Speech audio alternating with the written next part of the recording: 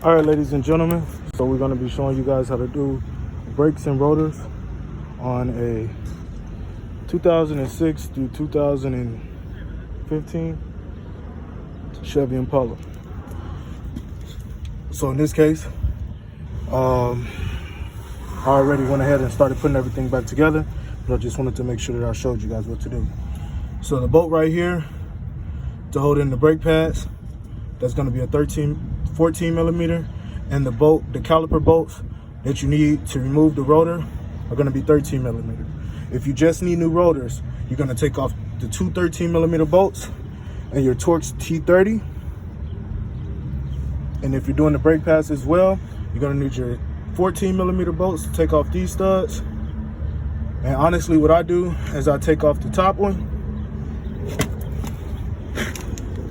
and then I loosen up the bottom just so that I can just go like this.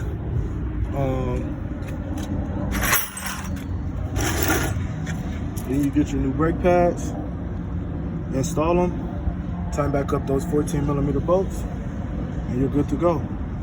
Then you just repeat the same thing for both sides, and it's pretty much going to be the same all the way around the vehicle.